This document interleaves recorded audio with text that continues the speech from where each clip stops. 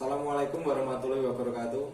Saya Febi Dwi Bayu Ramadhani, kelas 2019A sore Universitas Widya Mataram. Di sini saya akan menyampaikan beberapa hal tentang rencana Undang-Undang Mineral dan Batu Bara. Rancangan Undang-Undang Mineral dan Batu Bara atau Minerba akhirnya disahkan menjadi undang-undang tentang perubahan atas Undang-Undang Nomor 4 Tahun 2009 tentang pertambangan mineral dan batu bara dalam sidang paripurna pada Selasa 12 Mei 2020.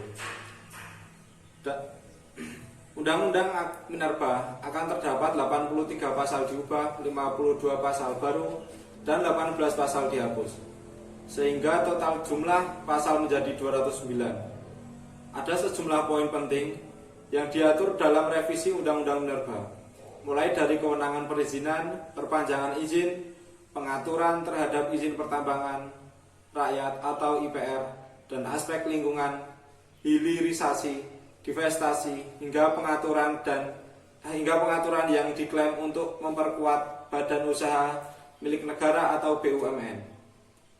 Adapun sejumlah poin penting yang tertuang dalam revisi Undang-Undang Minerba tersebut antara lain: 1. Kewenangan, pengelolaan, dan perizinan terkait penguasaan minerba. Pemerintah dan DPR menyepakati bahwa penguasaan minerba diselenggarakan oleh pemerintah pusat melalui fungsi kebijakan, pengaturan, penggusuran, pengelolaan, dan pengawasan. Selain itu, pemerintah pusat mempunyai kewenangan untuk menetapkan jumlah produksi, penjualan, dan harga mineral logam. Mineral bukan logam, jenis tertentu, dan batu bara.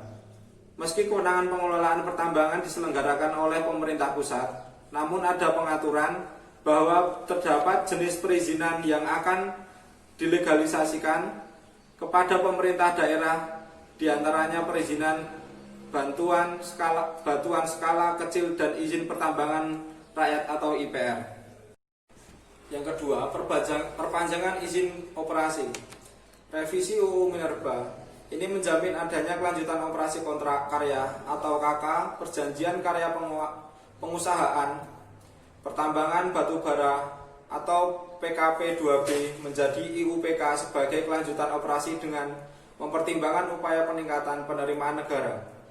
Tak hanya KK dan PKP 2B yang mendapatkan jaminan kelanjutan operasi, pemegang izin usaha pertambangan atau IUP dan IUP khusus IUPK pun menghirup angin segar yang sama.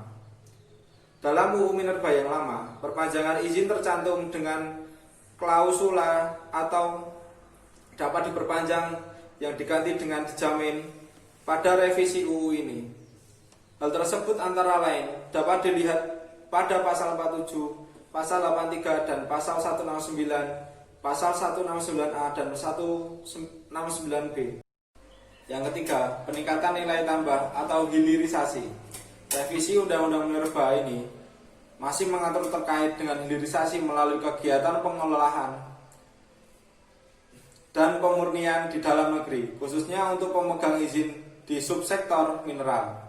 Juga dengan kewajiban untuk membangun fasilitas pemurnian paling lambat tahun 2023. Sejumlah insentif pun diluncurkan untuk menyokong proyek ini, antara lain dengan jangka waktu perizinan untuk IUP atau IUPK yang terintegrasi dengan fasilitas pengelolaan dan atau pemurnian logam atau kegiatan pengembangan dan atau pemanfaatan batu bara diberikan untuk jangka waktu 30 tahun dan diberikan perpanjangan selama 10 tahun setiap kali perpanjangan setelah memenuhi persyaratan. Dalam revisi ini ada juga relaksasi ekspor produk mineral logam tertentu yang belum dimurnikan dalam jumlah produk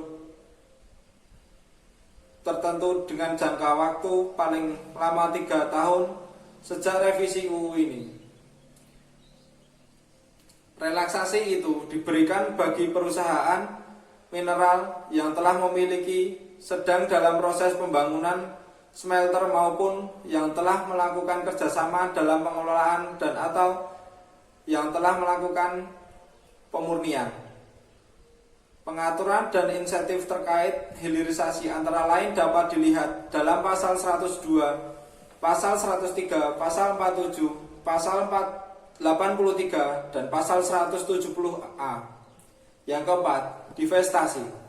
Dalam revisi Undang-Undang Minerba pemerintah dan Komisi 7 DPR RI telah menyepakati pengaturan terkait kebijakan divestasi saham dalam pasal 112, sehingga pemegang IUP atau IUPK pada tahap kegiatan operasi produksi yang sahamnya dimiliki oleh asing wajib melakukan divestasi saham sebesar 51% secara berjenjang kepada pemerintah pusat,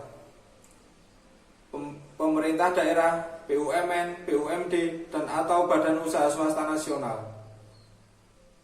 Pengaturan terkait tata cara pelaksanaan dan jangka waktunya akan diatur lebih lanjut dalam peraturan pelaksanaan RUU Minerba ini. Pemerintah memastikan bahwa dalam pengaturan pelaksanaan RUU Minerba yang akan disusun, kebijakan divestasi dalam saham ini tidak akan menjadi hambatan bagi masuknya investasi di Indonesia. Yang kelima, pertambangan rakyat, reklamasi dan pasca tambang. Dalam revisi UU Minerba, ini wilayah pertambangan atau WPR diberikan luasan maksimal 100 hektar dan mempunyai cadangan mineral logam dengan kedalaman maksimal 100 meter. Di Undang-Undang Minerba sebelumnya, WPR diberikan luasan maksimal 25 hektar dan kedalaman maksimal 25 meter. Sementara untuk kegiatan reklamasi pasca tambang, pemegang IUP dan IUPK operasi produksi sebelum menciutkan atau mengembalikan WIUP dan WIUPK wajib melaksanakan reklamasi dan pasca hingga mencapai tingkat keberhasilan 100%. Begitu juga dengan ex pemegang IUP dan IUPK yang telah berakhir, wajib melaksanakan reklamasi dan pasca tambang hingga mencapai tingkat keberhasilan 100% serta mendapatkan dana jaminan pasca tambang. Yang keenam, revisi Undang-Undang Minerba ini juga diklaim memperkuat BUMN. Di antaranya peraturan bahwa ex WIUP dan wilayah WIUPK dapat ditetapkan sebagai WIUPK yang penawarannya diprioritaskan kepada BUMN, serta BUMN mendapatkan prioritas dalam pembelian saham divestasi. Selain itu, dalam revisi Undang-Undang Minerba ini juga ada peningkatan bagian pemerintah daerah dari hasil kegiatan pertambangan dari sebelumnya 1% untuk pemerintah provinsi menjadi 1,5%. Revisi Undang-Undang Minerba ini juga diklaim akan mendorong kegiatan eksplorasi untuk penemuan deposit minerba. Demikian yang bisa saya sampaikan. Bila ada kekurangannya saya mohon maaf dan saya ucapkan terima kasih atas perhatiannya. Wassalamualaikum warahmatullahi wabarakatuh.